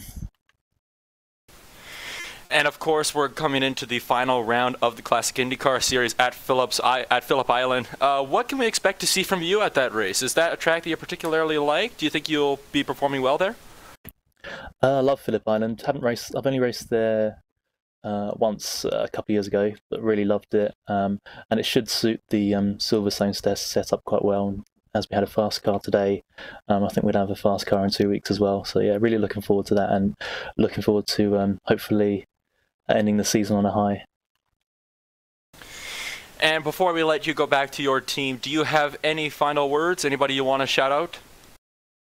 Yeah, guys on Powerslide, my teammates for the Classic IndyCar Series 9, and Andrew Woodith, and you guys at RaceSpot, and of course Robert and Lucas for all the work they do for the series. All right, thank you very much, Henry. We will let you get back to your team now. And while there was Henry Bennett, he finished 14th today. And just before we disappear off the air, we have time to speak to one more driver. He has finally joined us from the Logical Vortex Sim Racing pit. That is Lucas Ville, the Frenchman. Lucas, congratulations on the 4th. I must say, you liked the gravel today. Yeah, I did. I like to slide and to visit the grass of Silverstone, your great country, Jack. It was really great hanging out in there. But yeah, that Logical Vortex Sim Racing car was really, really fast. I had the fastest lap of the race at one point, which proved that we had the capability of finishing 1, 2, 3, 4 if you wanted to. The driver was the prime today, as you could see during my multiple trips into the gravel. Well, obviously, Phillip Island, in a couple of weeks' time, if you think this, obviously, elevation change at Phillip Island is something that does happen. Silverstone, not so much, because it's an airfield, so it's all flat. But at Phillip Island, lots of large hills to contend with. Is that something that's particularly scary for you, or is that something that you can be able to deal with a good setup? Hopefully, with a good setup, I will be able to deal with that. Just keep away from the bunkers would be great for the finale. But yeah, I'm really hoping for a great result again for the team. And well, I must say, 4th position, it's a good way to start your run out of the 2018 season, because you have had some bad luck so far this year, but you've also had some good luck, today being one of them. And of course, before we let you go back to your team, who gets it done at Logical Vortex Sim Racing? Big props to Robert for running all this, even though he puts a lot of credit on me. He's the mastermind behind all the leagues, so big props to him. Also, big thanks to Timo and Jan for the work for this week. And also big thanks to Logical and JRT, the sponsors for the league, and also for Vortex. That is the driver of Lucas Laville. He finished 4th today for Logical Vortex Sim Racing. He is the 3rd driver to finish in that lineup after that team getting a 1-3-4 finish. That's all about we have time for here on the iRacing Esports Network from Silverstone. But before we go, let's give a shout out to everyone who gets it done for us here at RaceSpot TV. Our cameras are provided by Esteban Ballard of TrackCams22.com, and our overlay is designed by Andreas Ferner of Andfern Design, developed by Simon Grossman of AppEngineering.com, and live timing and scoring, as always, is provided by Nick Thyssen. You can head yourself over to RaceSpot TV/timing when it's available for all of that one. From myself, Jack Stiles, from Nolan Rempnell, from Will Vincent and Hugo Luis, who are behind the cameras for you today, this has been the penultimate round of the Classic IndyCar Series from Silverstone, and this, in 2 weeks' time, will be finishing off at Phillip Island down under. You do not want to miss it, because it's going to be an absolutely extraordinary race. But from Silverstone, from Northamptonshire, and from us, all of us at RaceSpot TV, thank you very much for joining into all of our broadcasts this week. We will see you next week with the the same great selection that you can choose from. But from this week, from Sunday night, from a Classic IndyCar Series, from Silverstone, good night.